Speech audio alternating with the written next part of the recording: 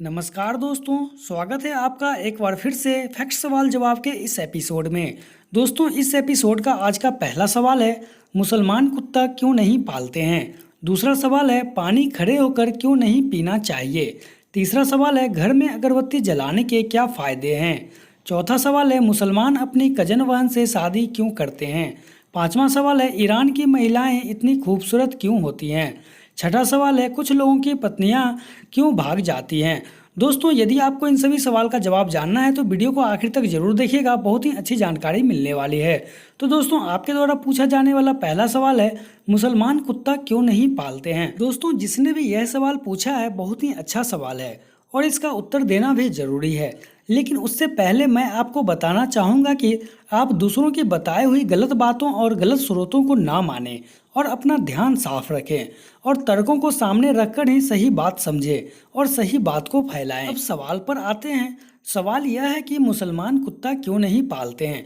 इसका सीधा सा जवाब है, मुसलमान कुत्ते पालते हैं और पाल सकते हैं। उदाहरण के तौर पर पाकिस्तान के प्रधानमंत्री इमरान खान के पास 2 पालतू कुत्ते हैं। भारत की बात करें तो वैसे भी भारत में लाखों की तादाद में मुसलमान गरीबी रेखा के नीचे अपनी ज़िंदगी गुजारते हैं। जो 2 वक्त की रोटी भी मुश्किल से कमा पाता है वह कुत्ता पालने से ज़्यादा अपने घर को पालने की सोचता है। और वैसे भी कुत्ता पालने में तो पैसे लगते हैं, इसलिए आप इन सब फिजूल बातों को छोड़िए और गरीबी दूर भगाने के बारे में सोचिए, इस मसलों पे जोर दीजिए। दोस्तों, अगला सवाल है आपके द्वारा पूछा गया, पानी खड़े होकर क्यों नहीं पीना चाहिए। दोस्तों, वैसे तो हमारे दादा परदादा भी हमें बताकर गए हैं कि पानी हमेशा बैठकर ही पीना चाहिए और 2-3 बार में पीना चाहिए, एक साथ कभी नहीं पीना चाहिए। खड़े होकर जब भी आप पानी पीते हैं तो पानी जीभ द्वारा छूता हुआ नहीं जाता है, वह डायरेक्ट गले में जाता है। पानी में बहुत सारे ऐसे गुण होते हैं जिनका जीभ द्वारा टेस्ट किया जाना बहुत ज़रूरी है। प्राचीन लोगों की माने तो उनका कहना है कि खड़े होकर पानी पीने से पानी डायरेक्ट आपके घुटनों में चला जाता है, जिससे घुटनों में पानी भर जाता है और घुटने में दर्द, घुटनों की कमजोरी आदि समस्याओं का सामना करना पड़ता है। कई सारे लोगों का यह भी मानना है कि दूध हमेशा खड़े होकर पीना चाहिए, क्योंकि दूध खड़े होकर पीने से वह डायरेक्ट आपके घुटने में चला जाता है और दूध के घुटने में जाने से आपके घुटने बहुत मजबूत हो जाते हैं, क्योंकि दूध में कैल्शियम बहुत ज़्यादा होता है। लेकिन आपको बता दूं कि इन दोनों ही बातों के वैज्ञानिक प्रमाण मेरे पास नहीं है, क्योंकि इसकी कोई वैज्ञानिक प्रमाण नहीं है। दोस्तों, अगला सवाल है आपके लिए, जो कि तीसरा नंबर है, घर में अगरबत्ती जलाने के क्या फ़ायदे हैं। दोस्तों, अगरबत्ती जलाने के 2 प्रयोजन होते हैं। पहला यह है कि देवताओं के समक्ष अगरबत्ती जलाकर उन्हें प्रसन्न करना, और दूसरा यह है कि घर में सुगंध को फैलाना, इससे अमन शांति महसूस कर सके। कहते हैं कि अगरबत्ती जलाने से घर की नकारात्मक ऊर्जा बाहर हो जाती है। विशेष प्रकार की सुगंध से मस्तिष्क का दर्द और उससे संबंधित रोगों का नाश हो जाता है। इससे दिल के दर्द में भी लाभदायक माना जाता है। कहते हैं कि इससे घर में लड़ाई झगड़े और दोष का भी नाश हो जाता है और घर में शांति एवं समृद्धि बनी रहती है। यदि आपको भी किसी भी प्रकार का तनाव है या चिंता है तो घर में विशेष प्रकार की सुगंध वाले अगरबत्ती लगाएं। इससे रात में अच्छी नींद भी आती है और कहते हैं कि अगरबत्ती जलाने से दिव्य शक्तियां आकर्षित होती हैं और व्यक्ति को उनसे मदद मिलती है। दोस्तों, आपके द्वारा पूछा जाने वाला अगला सवाल है, ईरान की महिलाएं इतनी खूबसूरत क्यों होती हैं।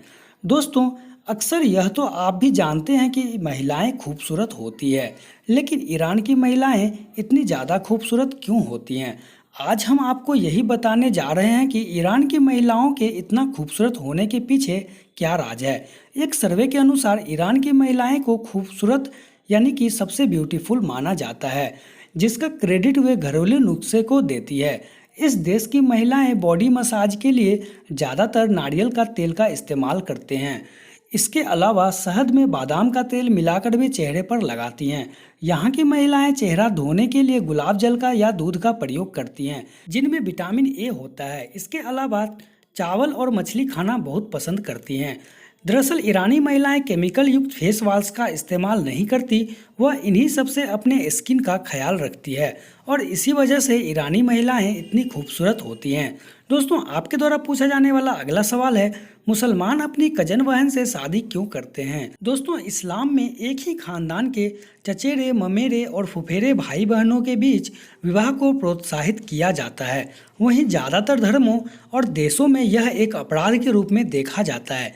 कोई भी व्यक्ति अपनी माँ, बेटी, खुद की बहन, अपनी फूफी, अपने बहन की बेटी, भाई, अपने भाई की बेटी, अपनी सौतेली बेटी का तो खुद देखभाल करता है, उससे निकाह नहीं कर सकता। इसके अतिरिक्त कोई भी ऐसा इंसान जो इस्लाम को मानता है, अपने निकट संबंधी किसी भी दूसरी महिलाओं से निकाह कर सकता है। एक आंकड़े के अनुसार इस्लामिक देशों में 70% के करीब यही होता है। यहाँ तक कि अमेरिका जैसे विकसित देशों में रहने वाले मुसलमानों के बीच ऐसी शादियाँ का प्रतिशत 50% के आसपास है। इस्लाम में ये प्रथा प्रचलित होने के मुख्य कारण यह होता है कि उन्हें लगता है कि अपने परिवार या निकट संबंधियों के बीच निकाह करने से उनके निकाह सफल होने की संभावनाएं ज़्यादा होती हैं, क्योंकि पति और पत्नी एक दूसरे को पहले से जानते हैं। लेकिन ऐसी शादियां का एक दूसरा पहलू यह है कि ऐसे विवाह से जन्मे संतान में बहुत ज़्यादा वंशानुगत विकार और बीमारियां पाई जाती है। एक अनुमान के अनुसार ऐसी शादियां से जन्मे 38% से ज़्यादा बच्चे वंशानुगत विकारों से ग्रसित होते हैं। इस्लाम के अनुसार और किसी भी धर्म में जो विकसित विश्व का हिस्सा है, ऐसी शादियां देखने को नहीं मिलती। यहाँ तक कि ज़्यादातर धर्मों और देशों में ऐसी शादियां को अपराध की श्रेणी में रखा जाता है और इस्लाम की कुछ ऐसे ही परंपराओं के कारण ये दूसरे धर्म से अलग पड़ जाता है। तो आप समझ गए होंगे कि इस्लाम में ऐसा क्यों होता है। दोस्तों, आपके द्वारा पूछा जाने वाला अगला सवाल है, कुछ लोगों की पत्नियां क्यों भाग जाती हैं? दरअसल इसके पीछे कई कारण होते हैं, जैसे कि मन की शादी ना होना। ज़्यादातर महिलाएं नौकरानी के भरोसे रहती हैं, पर सच्चाई तो यह है कि अपना घर खुद ही संभालने से सही रहता है और इसमें स्त्री और पुरुष का बराबर योगदान होना चाहिए। दूसरा है फ़ोन पर बातें करना। यह एक नया चलन चला है। सगाई के बाद लोग सुबह से शाम तक फ़ोन पर लगे रहते हैं। फ़ोन पर सब्जी से लेकर एक एक पल की खबर देते रहना और लेते रहना, यह एक प्रक्रिया चलती आ रही है। कुछ जिम्मेदारियां और समझ रखें और पत्नी को भी कुछ आपके परिवार या आपकी माँ से सीखने का मौका दें। अगला है फेमिनिस्ट महिलाओं की संख्या बढ़ना।